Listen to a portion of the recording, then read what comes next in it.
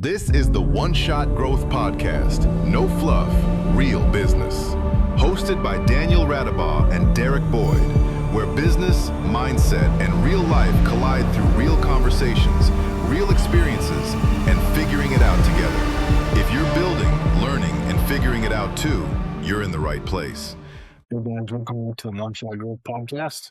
I'm here with my partner Daniel Radabaugh, and today we are looking at something that we've been aware of for a while and have been working on this ourselves and have seen it play out in the industry as well. And we wanted to kick this around today, so excited to jump in here and talk about this. The topic is lack culture, and what we mean by lack culture is kind of tendencies that we see on both personal and professional level that come up sometimes that directly drive from programming, conditioning, lots of different things that come up in a way that has people operating from a place of lack. And we'll get into that a little bit deeper and talk more about it.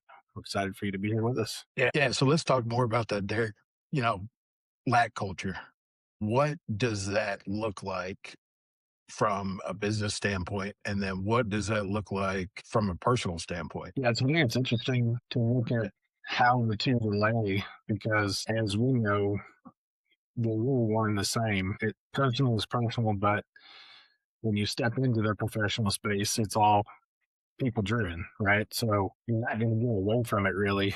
It's really at the root core, it's at the individual level. I think that just qualifies as you get into the team setting. So looking at the kind of driver, conditioning response, stuff like that. Let's just say, for example, you get on LinkedIn and you're looking at somebody's content, either a person's content or a team's content, or whatever the case may be, right?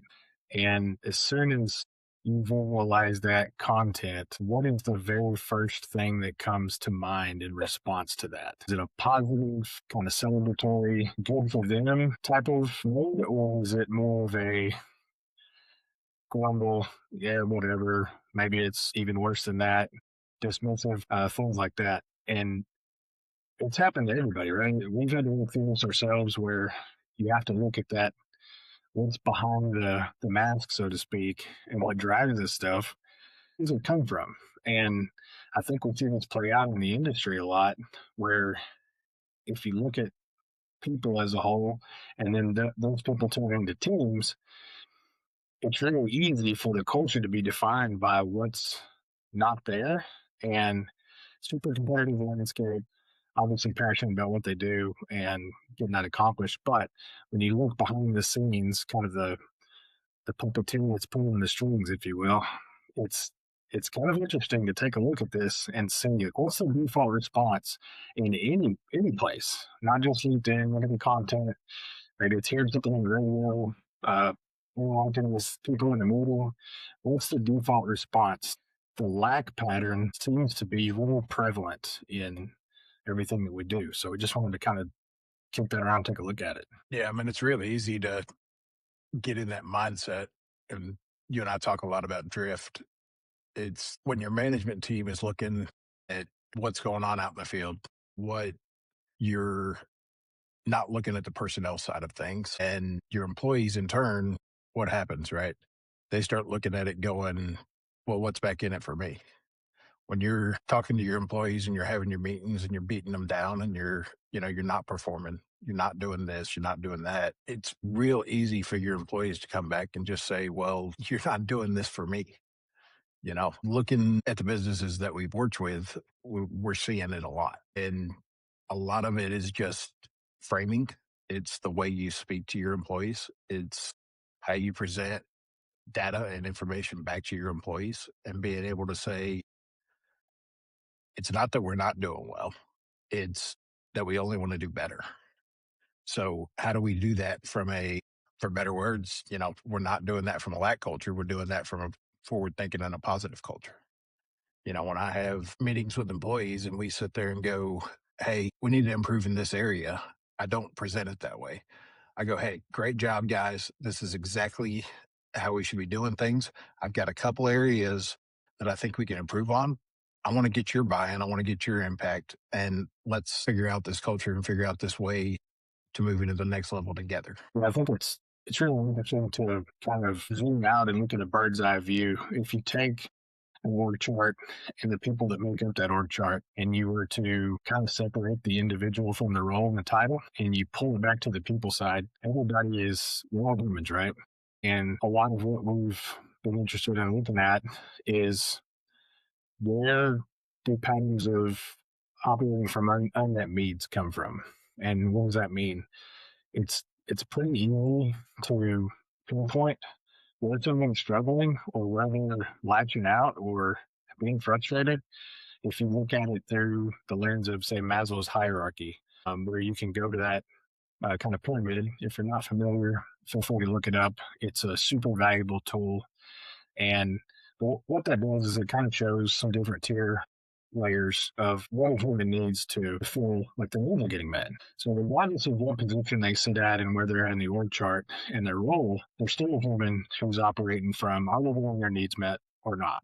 And when you kind of unpack it that way, instead of just looking at the logical hierarchy role structure, and you shift over to human first, let's look at the human before we look at the skills, and you start looking at how these needs can become continuing unmet needs, where they're something on either a security level, safety, physiological is there, all these different things. You can check that out in the pyramid of Maslow's. But it's just fascinating to look at that perspective on, if you start with the human first, whether you're a CEO or whether you're mid-level management or you're in the field, everybody's coming to the table every day, and are they getting their needs met or not? And it's wild that we have all of this design and technology and process architecture about the skill set for the roles, and very little effort at all going into the actual wiring of the humans that drive those roles. Yeah, so let's dive into that a little more, man. We talk about Maslow's in the past. We've talked about DISC assessments, and getting to know who your employees truly are. And the assessments for us have been huge internally, not only with just us, but with our clients as well.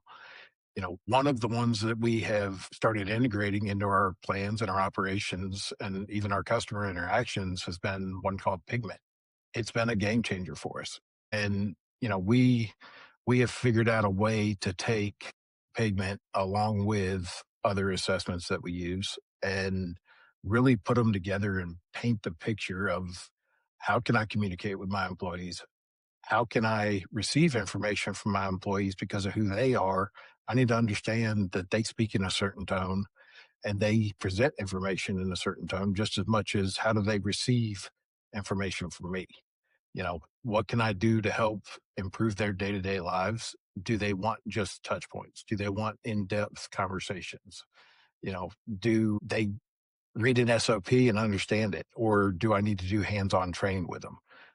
Pigment has been one of those that I think we've really, really looked at a lot lately. And I love it, man. If we could talk a little bit around that and give a little more insight on it. Yeah, absolutely. Pigment has been huge for us. And one thing, what I really enjoy about us working together is the open-mindedness around these assessments. There's been several of them that we've leaned into that we didn't have any prior knowledge about, but we found some good success in working with assessments and different tools. And we kind of just leaned in all the way on being curious as to what each tool can bring to the table and how it helps. And kind of back to what we were talking about, with such little effort going back into actually looking at the wiring of a person, what their behavioral tendencies are, how they send and receive data. These tools are great to really look at that in the person. And I think it's important to note that assessments are not completely definitive, and it's not a hole to go live in to say this lens is the only way that I am, and it may not be. But what it is it's really good indicators. And using the more tools we use, the better, in my opinion, because you can start to see trend threads come out across different tools to kind of give you some more validation on what the overall process is bringing you. But going into that wiring, so to speak, and looking at these things is huge, because it's allowed us to, instead of coming together outside of this lens and us being similar in some ways, but completely different in other ways. And we'll look at that when we start talking about the pigment assessment here in a little bit. It's so much more efficient to get work done that we found looking at it through this lens, stacking these other tools and assessments on top to streamline how we work together. It's really interesting because if you just look at it from the skill set, there's a lot of similarities, but how we tick internally is almost polar opposites in a lot of ways. And what we've actually found through these assessments is it's quite complementary to each other. We've got a kind of a yin yang push pull thing going on here where streamlining this. We have a lot of similar things, and you have things that are different than me, and we put this together. It's complementary to the overall mission because the things that I'm not good at, you're good at. The stuff that drains you doesn't drain me, and vice versa. And it's gotten to the point where we're really like, how do you even go about operating without looking through this lens layer and having discussion around this? So much is left on the table with work getting done and inefficiency when you don't have this picture added into the equation. I couldn't agree more, man. Kind of leaning a little more into pigment. The other assessments that we've looked at have been primarily involving communication, right? How do I receive information and how do I give information, and how do we make that communication path between you and I a lot better? With pigment, the one thing that we found is it's completely different. It's not talking about communication whatsoever. It's talking about what drives you. It's talking about, are you more careful about certain things versus somebody else that's all in? What's our driving factor that makes us wake up every single morning and actually want to go to work? And having all of it together has been a huge piece to our business. We do pulse checks every week, and that's you and I just sitting down, and we've got a list of questions that we answer for each other every single week. And it changes every week based off of how we operate. It's more of a personal touch than it is a just operations. Here's the sales I've done this week. Here's, how many clients we brought in, where we're at on each client. Yes, all that matters, but how are you operating as a person? Am I providing everything you need in order to be your best self coming into work tomorrow? This pigment assessment is something that you and I have looked at day in and day out, especially when we have those pulse checks, because if I don't remember and I don't keep this at my forefront, we've got this card that we're going to talk through today. I love going in and looking at it and saying, did I give this to Derek this week? Right? If I don't, then I'm failing, because you're going to be sitting over there not understanding where I'm at in the process, where I'm at with work, and I haven't delivered it properly. So you're spinning your wheels trying to figure out what the next step is. And then we wind up working on two completely different things that neither one of us thinks are priority. And at the end of the day, we go, man, it was a great day. I accomplished this, this, and this. And we look at each other and go, yeah, but did we do this? That was the priority that we talked about on Monday.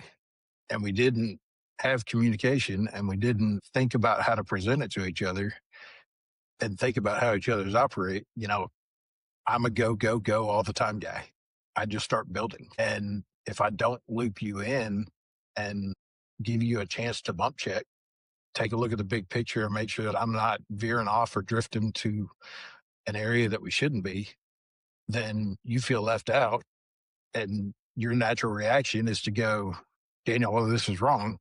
We need to change this, this, and this. And then I'm pissed off because I'm going, I just literally rebuilt the entire website, and now we're going to bump check instead of bump checking on the front side. It all matters. That's what we're seeing with our clients, man, is, what happens when it's a full on, in-depth, all hands on deck project. You're improving on your equipment, and then all of a sudden you've got $200,000 in cost. You've got employee time and hours that have been spent doing this stuff. But the guy that holds the key and is the one that's going to release us to the field and have to be in front of that customer when y'all release it, looks at it and goes, well, why wasn't I told about this change? Our customer didn't want this. Then all of a sudden you're out the money, you're out the time, your employees are pissed off because they've literally been spinning their wheels trying to make you happy. And now you're going to go change everything you just told them to do. Yeah, we'll see it happen all the time in the traditional hierarchy structure of how we handle things, right? People will pull in via resume. There's not really much exploration into this side of things at all.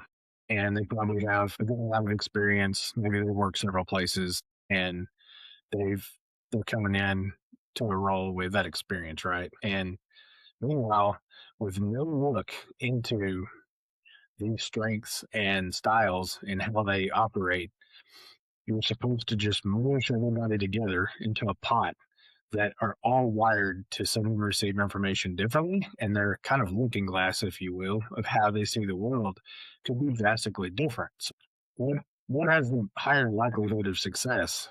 You just sticking a bunch of people together with no context to their lens of how they see the world and making them or expecting them to accomplish a mission, or taking the time to unpack some of this on the front side and just be a little bit more proactive before we get started. It doesn't mean that you have to overanalyze this or you have to make it to where every single someone considers everybody else's information. It's like I said, assessments are not a place to go hide behind and live. It's also not an identity brand, so to speak. It's an informational tool to help bring understanding into how you send and receive information, how you communicate with other people, how you prefer to communicate. And a lot of times we see these teams go into mode of engagement and you got different styles looking at it from different ways, but then we're trying to get together on the same page. And it's like, yeah, we got SOPs, we've got processes, we've got all these things that we're doing. They're on paper, they look like they're sound, but when it comes time to really make the most out of who's in the room at the table, they're all seeing it from a different perspective. So if you don't put that intentional time into some discovering the wiring and the styles, you're going to shoot yourself in the foot because you're never ever going to line up if you're just going off of the logical paper side of SOPs and processes without having the context of the human behind the roles. Yeah, so let's talk about how that kind of shows up more so into our day-to-day operations. You know, we talk about lack culture. So how does lack culture show up? You know, recognition resistance is one of the things that we've seen quite a bit of. And it's you're in a room, you're having your morning meeting with all your employees. Let's say it's your monthly safety meeting. And what do you typically do? You find that one employee that has done something great. And you like to call that employee out. You like to give that recognition in front of all your employees. Hey, Mike, great job on this project. You pulled us through, man. We had some MPT that was out there and you were able to get that generator back up and running. Great job on fixing that generator. Instead of everybody looking at Mike and saying, hey, yeah, great job, man. You know, we appreciate you saving us on this one. What happens? The room goes quiet. Why does it go quiet? It goes quiet because you beat it in their head over the last 8 days that, hey, this project is in a loss. Mike didn't pull you through. Mike just stopped the bleeding. And that's the way you've portrayed it.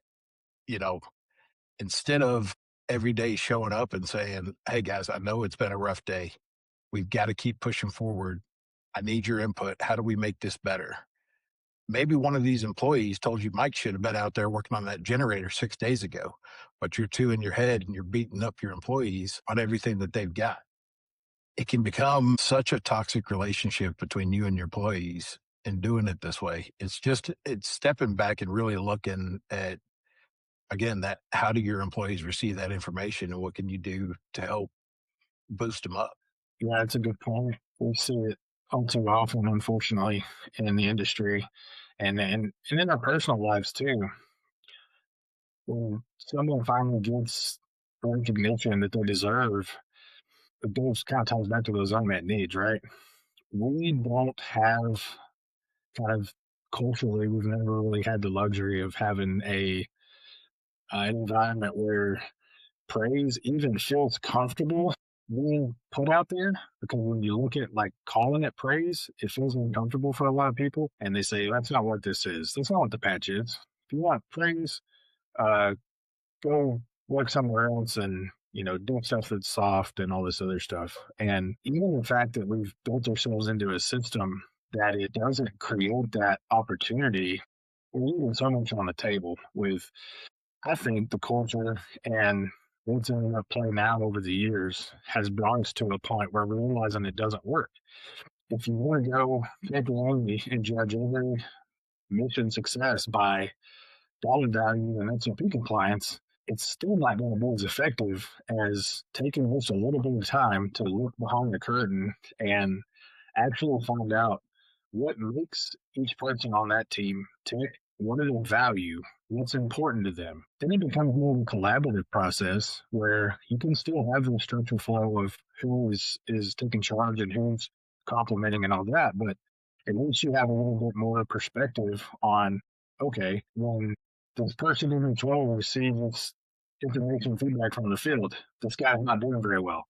Is he really not doing very well, or are you just geared completely differently to see life through your lens, and you're not even, maybe you're just not picking up what he's putting down? We'll talk about DISC later, but the high side and the low side through DISC with the different letter styles, and everybody that falls differently, they're doing a well do the wrong way. So does that mean, how often have you seen like somebody gets run off because you're probably talking to a different letter in the lyrics, and it's like, okay, well, who's the guy bringing the information in? He's this letter. We'll call him a D. He's a no filter, get things done, doesn't need a lot of context. He's go, go, go, hurry, hurry. He's like, no, I'm going to cut it. She's not it. Okay, well, he's a great little guy. He's a C guy, and he is more contextual, kind of like our back and forth. You're the B and I'm the C. You have to pinpoint that and put that at the forefront for context, because if you don't, really quickly you're going to rub each other the wrong way because they're completely different styles. So you're mismeasuring information as it's coming in because you don't have that context to add to it. And then, yeah, like you said, when somebody actually gets the praise that they need, and it is so rare that it actually gets put out there, what's the first response from most of the rest of the people? Whatever, man, bunch of bullshit. Like, this guy is buddies with whoever, they're all going to see this. It's an unmet need. And it's like, how could you expect leadership teams to understand how to navigate that when they've literally done no work into looking at what this looks like at all? It's all been focused on wiring diagrams and performance pieces and KPIs and metrics and OKRs and all that. It has nothing to do with the actual people that are at the table. It's just so wild to me. When you bring it up, man, D versus C, right? I'm a D. If you put me in a room and you say, hey, we're going to launch this project, instantly I'm diving in trying to figure out how we're going to launch this project. But if you put me in a room with 10 engineers and say, we're going to launch this project as fast as humanly possible, and then I have to sit there and listen to 10 engineers debate for 8 days on how this thing is going to roll down the road, I'm out. I'm done. I've moved on. I don't do hurry up and wait. It's all in how you push information out to your employees. If you want shit done, call me. Let's go. Let's get it done. Is it going to be 100% by the book? Every single thing is perfect all the way through? No, probably not. Why? Because I did not take perspective of that C employee and listen to what he has to say, right? So what I'm saying about this is you need to have both sides of the spectrum, but you need to be able to understand both sides of the spectrum. I have to take it upon myself to give you time to be able to do it. You have to be able to take the information that I've given you and bump check me without pulling the e-brake and stopping the car all the way. So we work well back and forth together because your bump checks is, hey, let's slow down to a roll. Let's put the yellow light up. And then let's throw it back into green instead of hitting red. And it works well between us. The problem that we see with other businesses is your D, typically your founder, your CEO, are typically a D role employee. Those employees or those leaders will withhold information from your C. They don't give the full context to the picture of what they're doing. they're saying, let's launch this. And they've got this picture in their head and they just start pushing, and it's get on the train or get left behind. And then they come back and they start yelling at their employees because the things that have to get done in the process have to be thought about in the process are not getting done. And they're just, it becomes that lack culture of it's lack of information. But then on the D side, it's lack of drive that they're seeing. And everybody starts arguing back and forth. In the end game, the CEO fires everybody.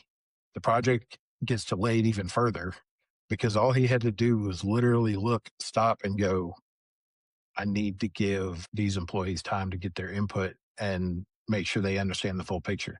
They'll push like a D, but they have to have the contextual references that a typical D doesn't need, you know? Well, and this plays out, back into the coaching side and how it ties all together.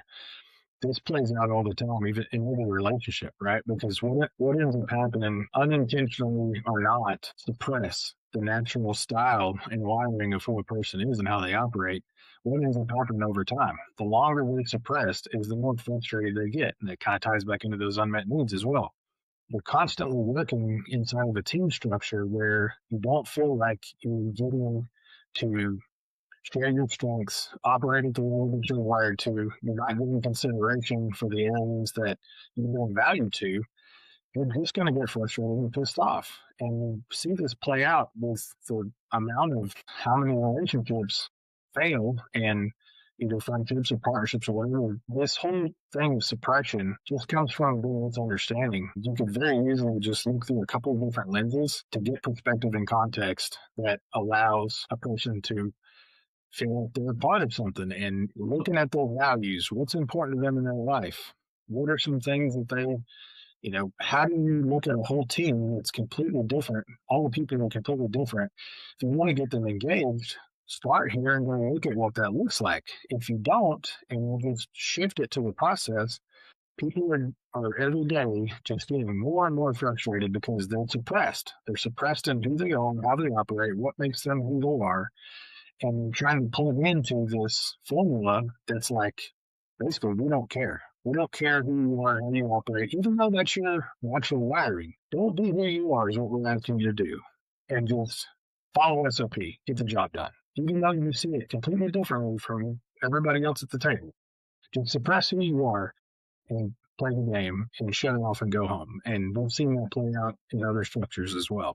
But it's just it's a recipe for disaster, and it's unnecessary. It's unnecessary to have to go through every day, whether that's personally or professionally, without that context, and have to feel like you're not being understood and you're not being utilized to your highest potential. So let's step back a minute and look at kind of where it comes from. Your senior leadership is the driving factor in how everything below it operates. Let's just call it how it is, man. Shit rolls downhill. Your senior leadership is a driving effect, whether it's good or bad within any company. If the senior leader is only talking to like-minded individuals and he's a D and he's let's go get it done, and D's are what are gravitating to him and that's what he gravitates to in conversation, then what happens? You wind up having competitive ranking cultures within your entire business. Your D's are out here going, yeah, hard charge. And they're getting the boosts. They're getting the attaboys. They're getting the bonuses. Why? Because they're driving all day. Your guys behind the scenes that are actually sitting here going, man, I designed that system, but I got no recognition for it. The guy that drove the system out, set it up, and was in front of the customers, the one that got that recommendation and got that recognition from you. So what's it do? It puts a wedge right in the middle of your company. I'm pissed off when I go to a meeting and they would talk about, man, operations, great job. You guys killed it out there. Thanks for getting this thing going. The customer's so happy because of everything you do. Sure, I love hearing their recognition. But did the sales guy get that bump saying, thanks for getting that contract? No, didn't get anything. Or vice versa. Thinking sales, hey, great job getting this contract. But then you thank sales for keeping that contract alive for 4 years. Sales didn't do that. That was operations.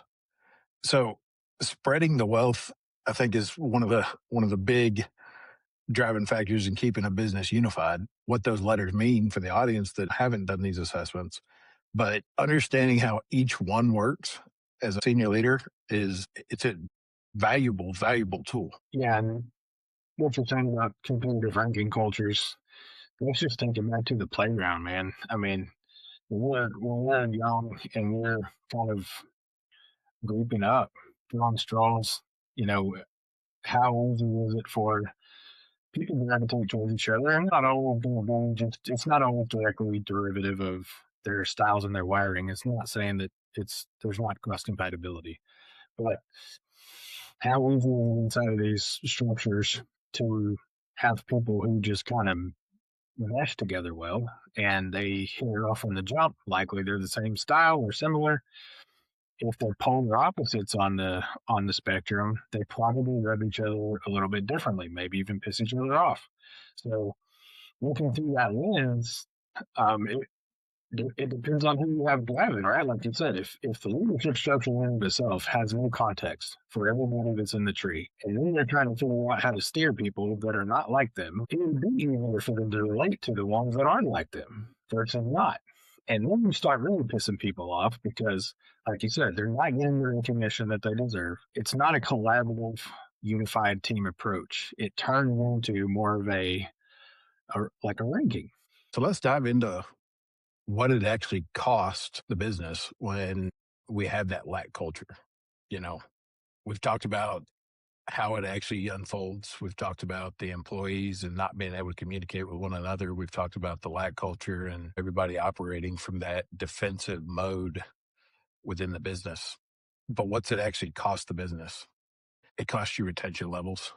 You know, attrition is a huge part of our business. And when you operate from a lack culture, every single employee is looking for a way out. They don't feel involved in the team. They're looking for that dollar raise from you, but you're operating in a lack culture. So you're not giving raises. You're not taking care of your employees. So what happens? Well, somebody comes along with a 25-cent increase in salary and they're going to jump on it. What else does it cost? We talked about the equipment. We talked about starting new projects and being that D versus S. Well, if your engineers are getting left behind because all you're doing is pushing and you're not taking into account the way they operate and the way they think, you're going to wind up losing your engineers. You're going to slow down your operating process and your innovation is going to slow down to where it's taken 2-3 times as long as it should. Your leadership is another big one. The way your leadership communicates outwardly to your employees is a huge part of all of this. So if your sales leadership is not communicating with your operations leadership, that pipeline is broken. What happens? It becomes a pointing the finger. Well, I sold this contract, but I've got 4 rigs out that are down on MPT right now. Well, that's operations problem, not sales problem. Are you looking at it from a lack culture and doing it that way? Or are you taking it to the customer from a sales front and saying, hey, our operations are solid. We had a minor glitch, or we're running on MPT because Sam hadn't showed up. We're doing everything we possibly can. Your sales is out there talking to the senior leadership. Your operations is down there keeping your company men happy, making sure they understand that you're doing everything you possibly can. But if you operate from a lack culture, it's, hey, sand trucks aren't showing up. Well, why aren't they showing up? I don't know. That's logistics problem. They're not doing the right things, and then you're pointing fingers at your business. And what happens? You're going to lose a customer because that lack culture is causing you to point fingers at your other employees. Well, guess what? Your customer doesn't care. They want the trucks there. You've got to be able to communicate with your team and be able to go back and forth and actually say, hey, how do we present this to our customer? We're having issues right now. And what can we do to keep them happy and move through this? Well, and like we talked about earlier, when you have that lack of context and the suppression is so dense, that's the only thing that can come out of it is when you don't get recognition, when you're not allowed to be who you are, your contributions are not valued in the team dynamic. Everything becomes defense, not offense. Every question that gets asked turns into a safety checkpoint. This industry is already volatile enough as it is, with the ups and downs that are tied to activity, price, things like that. Then you go inside of that game and you're playing the cycle without that context. It's already defensive as it is, but then it gets hyper defensive with the lack of context because every person is almost terrified to step outside of that. It's really easy to pass the buck, like you said. So we've seen some phenomenal, amazingly talented teams put together on paper that are terrible at execution, or they're just not as good as they could be because on paper they're supposed to be the best. But when you really get down to that lack of context and what hasn't been studied and discovered, you can't win as efficiently when you're blaming everybody because you're in lack mode. You're not collaborating as well as you could be. Feedback is not being considered. The feedback loop starts to close on ideas and processes because people have learned behavior that it's not going to be recognized for them to speak up, or it's not going to be valued. How many times have you walked into an organization where people are so burned out because nothing's being listened to? And talk to different people and like, I've tried everything that I know how to do. I've presented my case. I've talked to my peers. I've talked to my manager. I've even gone above that. None of that is going to hit if the context is not there that allows you to do that. So it's going to cost you. Maybe you're doing the job and maybe you're succeeding, but are you providing the best service to the customer? You can't without the context. It's just not going to happen. So A big part of that, man, is what we preach on a day to day, operating your business from that dual lens. We talked about culture a lot today, and we've talked about the business side. They're not two different things. It's one pathway with two different areas that need to come together. You can't push business without taking care of your employees and really looking at it and going, how do I make you operate at your best? And how do I make this business operate better in utilizing my employee culture and getting rid of that lack culture that has existed within my company? So let's talk about how we break that cycle. You know, we've talked about our assessments. We've talked about other ways of doing it, but let's really dive into, I've got a lack culture in my company. Everybody's pointing fingers. Everybody's blaming each other and we're not operating at our fullest. So how do we fix that? Well, I think first and foremost, the leadership has to go first, right? In steering a team and the dynamics that exist, the buy-in has to start with the people that are actually demonstrating the behavior. It's not something that can be shared out to a lower layer. And by lower, I don't mean less value than, so don't get that misconstrued. In a hierarchy of, say, the field to mid-level to the top, if there's not buy-in from the people who are actually controlling the conversations and they're not demonstrating as leaders that they understand how this works and they can explain to their people how this is going to start taking shape, then you're at a loss from the start. People look to leaders for an example and demonstration of true leadership. And if that context is not applied here, then you're just going to have a really hard time getting the buy-in. But the leadership has to get on board with this, and they have to say, okay, we're going to work on this. It's not going to be an overnight thing. And we don't have to focus all of our time and attention into it either. This is a very new concept that not a lot of teams have been working through usually. And it's going to take some time. It doesn't mean you have to dump everything into this effort, but are you putting any effort into it at all? That's the main question. Are you putting any revenue dollars towards it at all?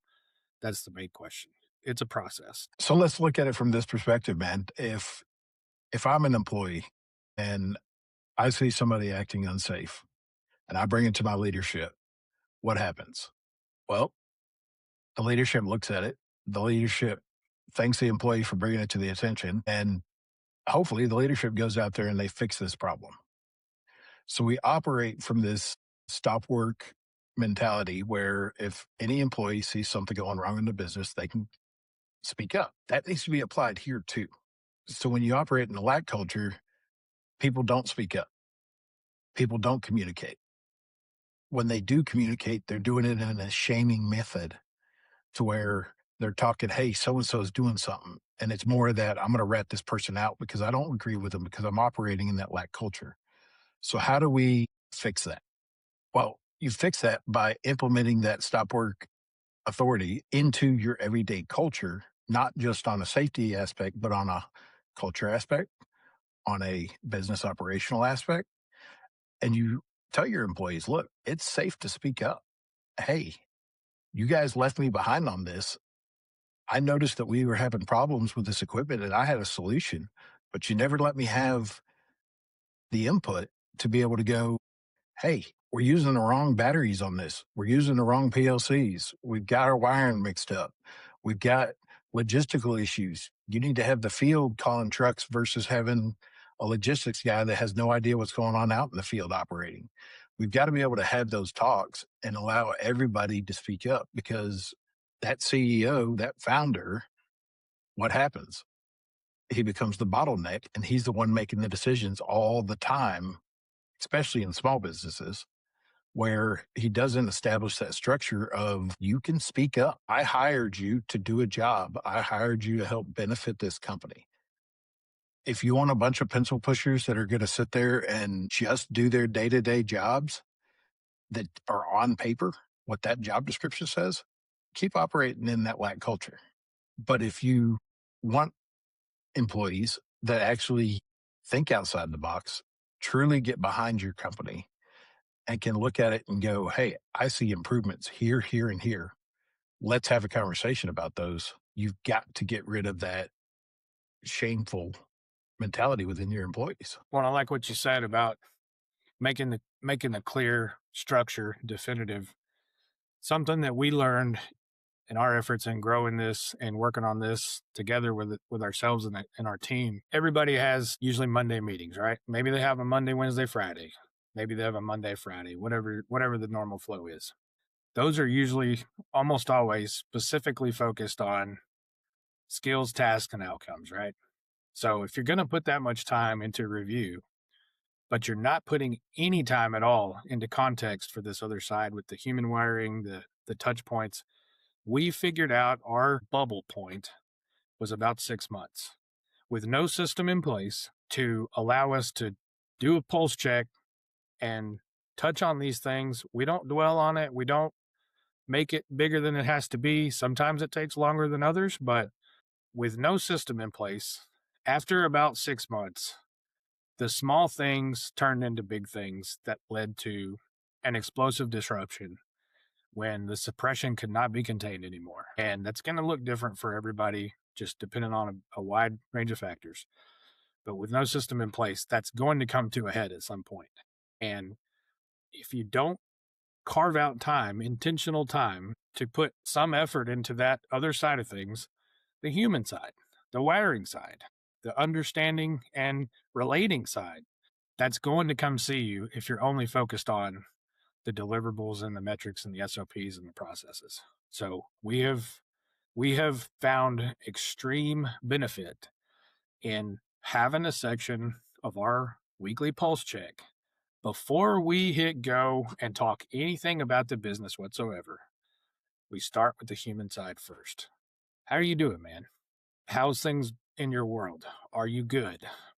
Is there anything that you need to get off your chest? Is there anything that's kind of been bugging you? And this isn't a finger pointing conversation. It's not a blame game, like you said. Name it without shaming it. It's simply creating opportunities to get clarity on communication and get people on the same page so that they can move on and get the job done. And that has been so big for us to make that a priority every week, these little micro touch points, as opposed to not having a system in place at all. And week in, week out, yeah, man, that kind of bothered me. Or how many times do things get taken out of context that talking about it really just kind of clarifies it and you move on? It usually is not always just a big disagreement or difference of opinion. It's just lack of context and clarity into what the situation actually was. And it's like, okay, we made our touch point. I was able to get that off my chest. You were able to tell me, hey, that wasn't my intention. This is how I was looking at it. we kind of reference our assessments. Okay, I could understand why that would be causing some friction. You leave it there and you move on, and then you dive into what you need to get done. If you don't do that, you're asking for it to come see you down the road. Whether you spend 30 minutes on it or half a day on it, it's going to make a difference versus having no system and just letting the cards fall how they may. Yeah, man. So when you and I started the business, we found out the hard way and said, it's time for us to really step back and fix this now before it becomes too much. So you had sent me some assessments. I went in, I did. You actually redid yours. And then we put them together and said, okay, let's really talk through these. We had a client last week who, hey, I've already done a DISC assessment. Well, when did you do it? That was about 15 years ago. 15 years ago, you weren't operating in the same mentality that you're operating at now. You have changed job positions, you've changed family structures, you're in a new place in your life, and you've grown to realize some of the things that these assessments are already going to tell you. So maybe you were a D, but maybe now you're a DS and you've got the back end that actually pump checks yourself and says, hey, I need to stop and look at this. So, Matt, I really want to dive in real fast. You and I did these assessments. We pulled them up. I want to share these on the screen. And let's just talk through some high level points and just show people kind of the impact of what this has actually done for us. Yeah, for sure, brother.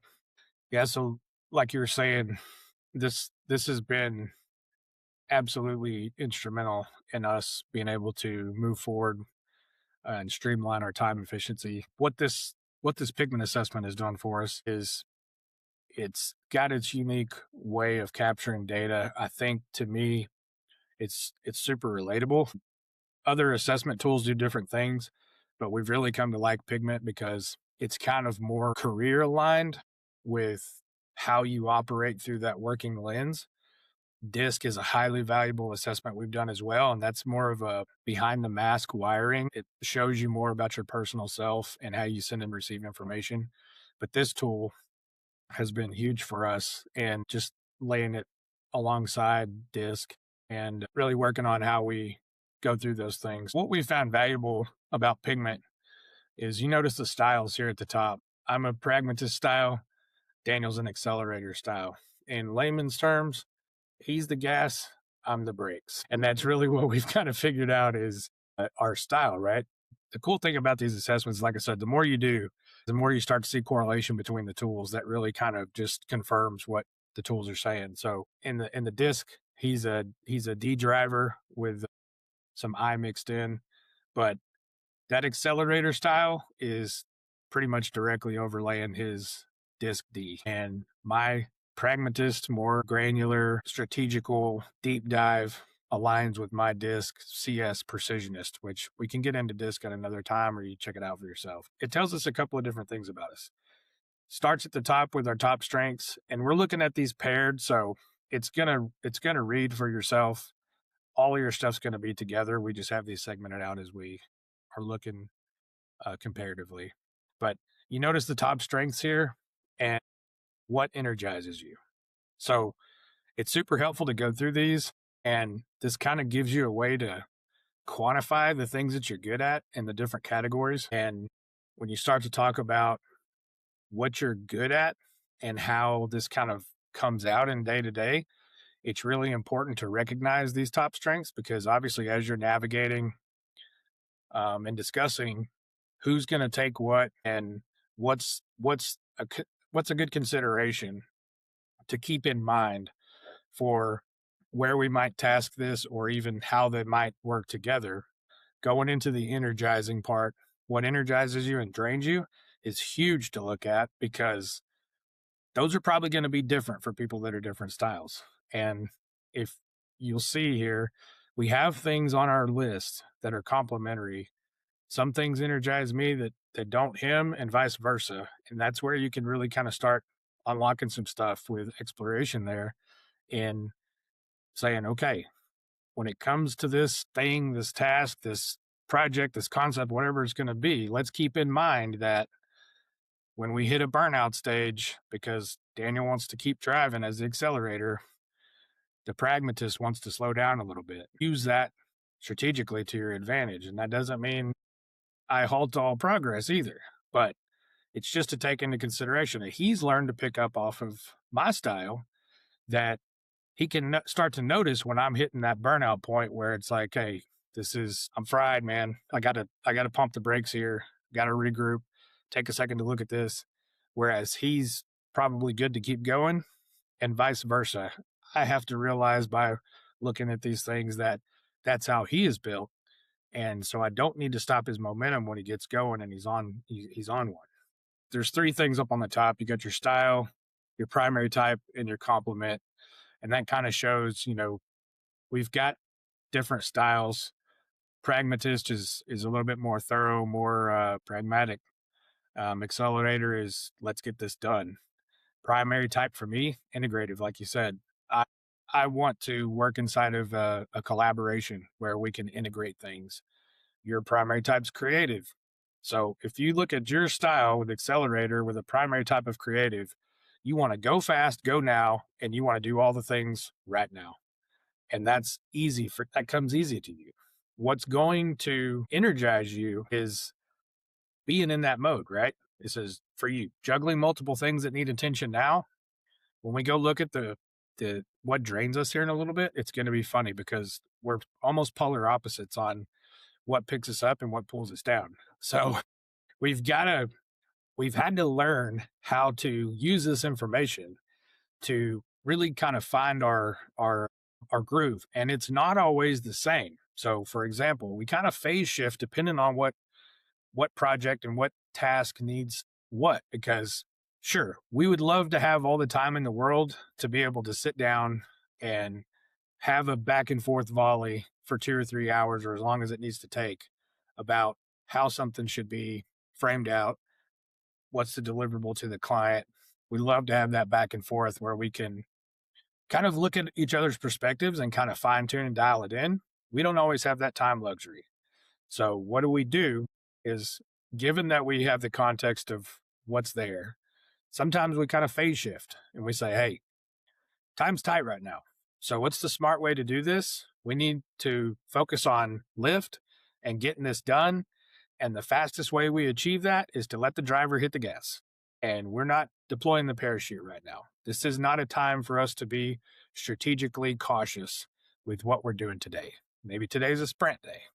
Who's leading the sprint? The guy with the gas pedal every time.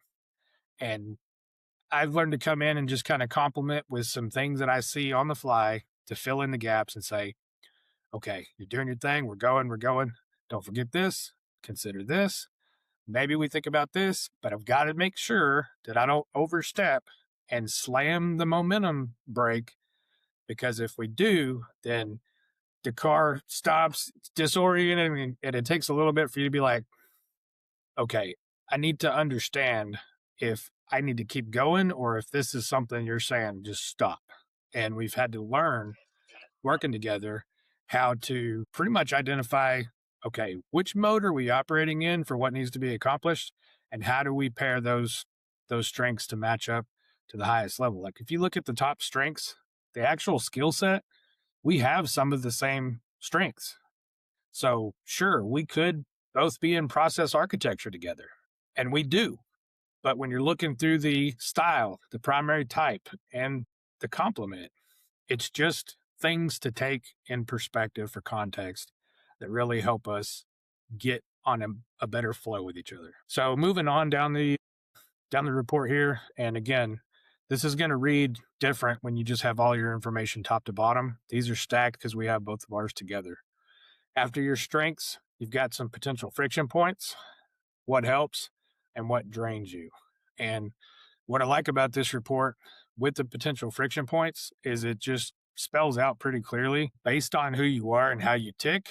These are some things that you should be aware of that could creep in if you're overplaying to this mode, right? Mine is there's a cost to being granular, strategic, looking at the fine print and getting down in between the weeds. And that cost is I could over design a system because I'm so worried about having everything perfect from the jump that it clouds my ability to move forward and make progress. And I can't tell you how many times in my life, both personally and professionally, before I've really done a lot of work into this to figure this out, where I've gotten over into that mode where I was stuck, analysis paralysis, because I was trying to be too perfect. And there's a lot of these assessments, there's kind of these high sides and low sides that tend to wash out. And it's not a negative or a positive, so to speak. It's just things for you to be aware of and stay considerate of. That's like, okay, for every strength, there's a potential weakness and a limitation, rather, not a weakness. It's just a way to frame that. But there's a potential limitation that you could fall into if you get into this mode, and that comes at these potential friction points. So if we both know that we have our potential friction points here and they're clearly defined, then that's just something that we can stay cognizant of as we're working through things as we get going. Maybe we're off on a day and one of the others starts to notice one of these patterns coming out. It's listed, it's there, and we have kind of a little strategy on how to navigate around that with what helps. And when you go into the drains me, which is the opposite side of what energizes me, that's really important to look at too, because of course we want to look at the high side and what we love to do and where we thrive and flourish. But we also want to be able to identify what is going to suck the life out of us really quickly. And just looking at this list between the two of us, we're kind of contradictory, which ends up helping us because we make up the gaps where one drains me, it doesn't drain him. And it's not always going to be perfect, but for us, the kind of balance has played out for the most part where the differences are complementary in a big way if we learn how to navigate it. Yeah, I mean, we've come a long ways from where we were to where we are today because of looking at this together. And when we started, man, what drained me hard, but we weren't looking at it from the aspect of, well, I need to think about what drains him before I do it. So you would, sit there and be waiting on me. Hey, Saturday, can we sit there, man, can we get a day together and really look at this stuff? And I would get tied up. Something would happen. I wouldn't be able to give you that time. But then I would come in Monday and be like, hey, this is all done. Not thinking that what you wanted to get with me on Saturday was exactly what I worked on all weekend by myself. And then you were deflated because you had no input in the design of what was being built. Now, looking forward, since we've done these, what drives me is pushing through deadlines. It's getting out in front of things ahead of time and having it all done and ready so I can go and whether it's do the BD side or start looking at the creative side and building new revenue streams and looking at all this. But I move so fast that I don't give you time to build the foundation in which we're going to stand those things up on. And what winds up happening, man, is, I get drained because I'm trying to build something with you, but I'm looking at 3 different things at one time. And I like making calls when people are waiting for me. If I'm having a conversation with a customer and the customer says, hey, I need you to send me a scope of work so I can understand better how this operation is going to work, how this partnership is going to work, how this client customer relationship is going to work. I need you to send me something. I go real fast and I generate this entire scope of work without looking at it with you. And I'm ready to email it to the customer. And then when we come in on Monday morning and I'm supposed to email it by lunch, you look at it, all of a sudden you go quiet because what I've done has drained you. You don't know how to tell me, Daniel, I want to look at this from a different aspect, and it hurts us. But looking at it now, I stop and I go, let me just get my bullet points together. We've got our Monday pulse check that we're going to do. And instead of me creating this entire thing, let me put my thoughts on paper right now, get my bullet points, and let's build this framework together. I know Monday, we've established that first couple hours, we like to work together. So let's save this for Monday. Derek, I need your insight on this, man. all of a sudden you're energized. I'm energized because I went and got my creative side out of the way the weekend working on other stuff, right? And it may not be customer oriented stuff. It may be just creative partnership stuff, or I focused on BD, or I focused on stuff that necessarily or doesn't necessarily energize you. And I saved the stuff that does energize you for Monday. So there's a lot of push and pull. There's a lot of stopping and saying, do I really need to look at this with him or not? Diving into this, one of the things that we did, man, we use AI tools all the time. You know, LLMs are great if they're used properly. Well, one thing we've done is figured out a way to take this information and have that LLM when I'm looking at something. Let's say I get creative brain one afternoon and I'm like, man, I want to generate this, this, and this. I've got it set to where my LLM will literally send me a message back and say, shouldn't you talk about this with Derek first before you build it? Right? It's a small thing, but it literally gut checks me and says, hey, Derek needs to be a part of this. This is a big decision. That has helped me. And it literally has put me in a position to where now I slow the brakes a little bit. It hurts sometimes. I want to drive sometimes, but we've been able to figure that balance out because of these assessments, and it's been huge. Yeah, it's been crazy to see how far we've come, right? Like when we first started even, and going back to that, how you step in every day with the different styles. How many times have you seen it play out in other in relationships and team dynamics where if you're a different style and you have a different approach to the day, let's look at it through this lens of one person's high level, minimal details, get out of the way. I don't need the context. You're going to drain the ever living crap out of me if you start overloading me with data. And what is the other person that's granular, strategic, needs all the context, right? Like that's you and I in a nutshell. You step in to the threshold of the office. If I start blasting you with context and getting excited about, I found, and we went through this in the early phases where it was like we had a Teams thread, we had a text thread, we had a Notion board, and I think we had a Monday too running at that point in time. We had our socials. So get excited, go on a rabbit chase. Data was getting shared all over the place. You are structured, organized, minimal. If I'm sitting here roasting you with information and you're not ready to receive it, and you go back into the fold to try to play catch up and it's not organized, you're dead in the water. And you were like, I can't see this if it's not organized in this framing lens that I like to see it because it's all over the place. Alternatively, if you go do these pushes like you're talking about and you don't take any context into that fold, but then you come back and you're like, hey, by the way, man, I did 3,738 things this weekend without you. Let's look at it. And I'm like, dude, I have no context. How did you look at this? What was your frame of mind when you started building it? How does this play out and where do I need to get involved? So the context side doesn't have a reference point. I'm dead in the water.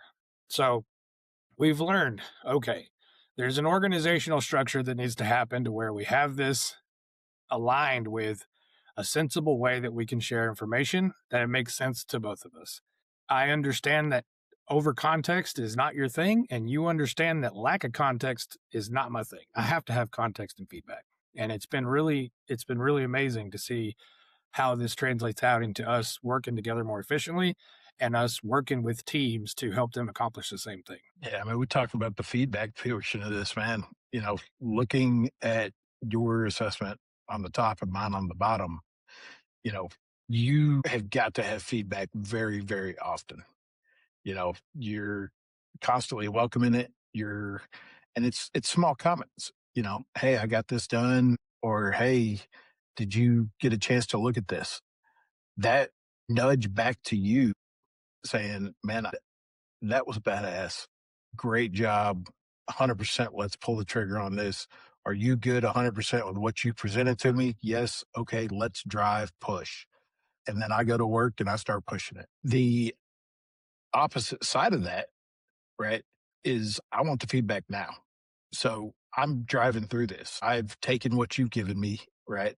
You built the foundation. We both agreed that that's the way it is. I start pushing through this. When I have to, at the end of the project, bring it to you and say, hey, I got this done, and wait 30 minutes for you to go back. And then all of a sudden, one of two things happens. Either you like it and you say, great job, and that's it. Or you want to push back on it because you say, hey, I noticed this, this, and this, and we need to fix this now.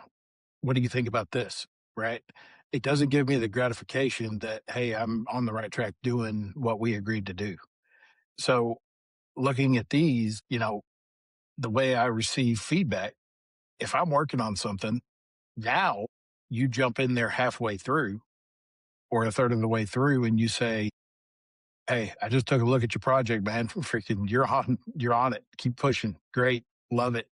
Right. And you do that in the middle of it without me having to bring you that finished product.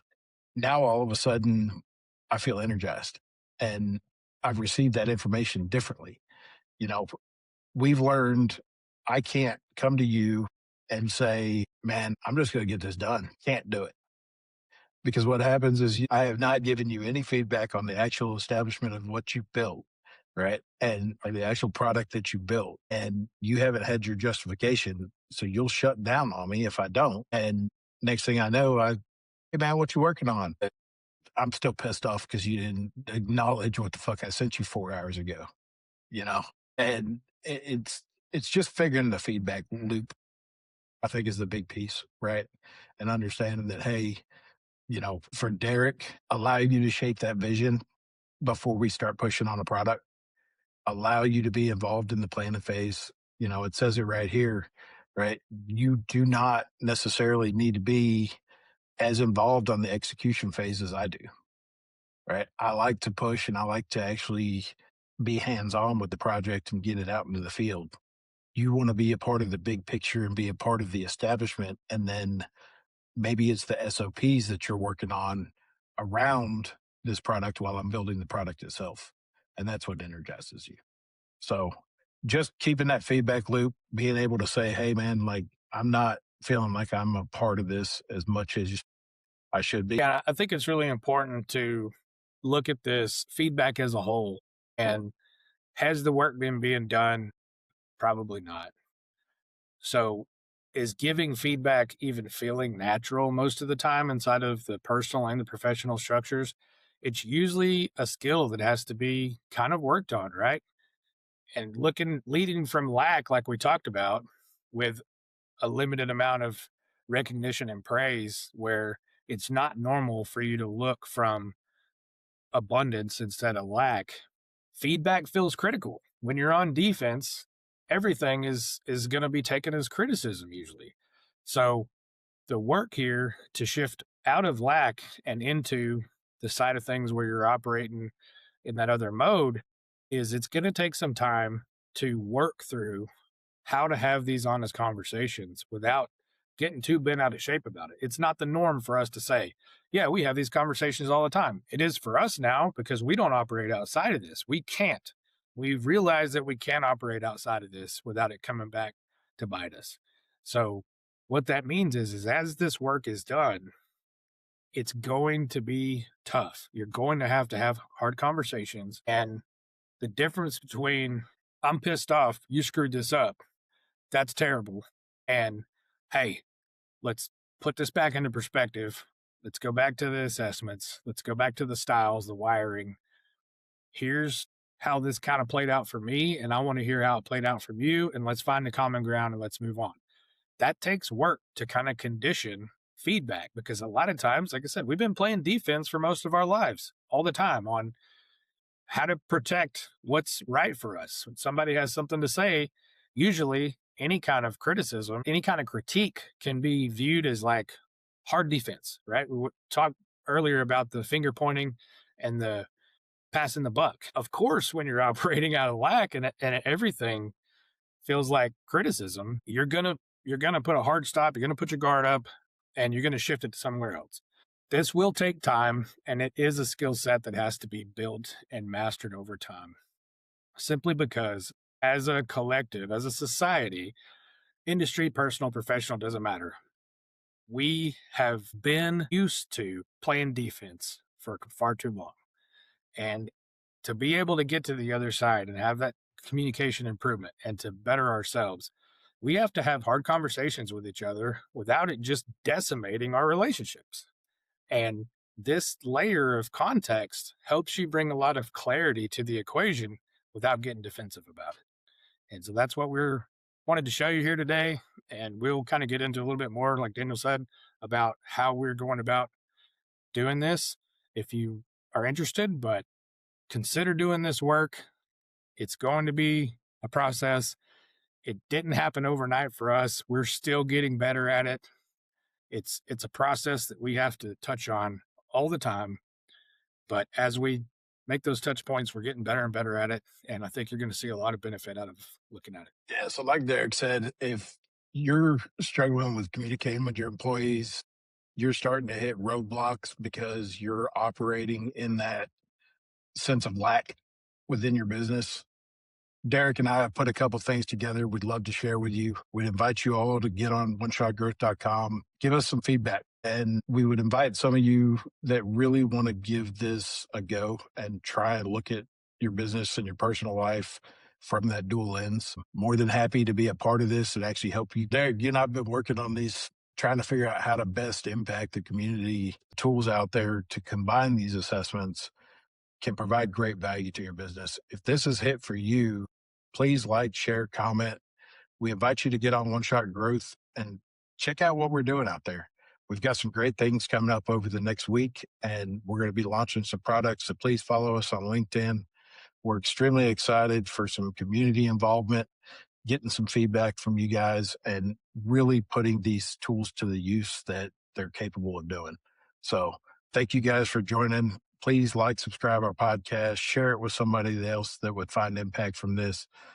And we'll see you on the next one. Appreciate you being here with us on the One Shot Growth Podcast. If this episode hit for you, subscribe, share it with someone who needs it, and keep the conversation going.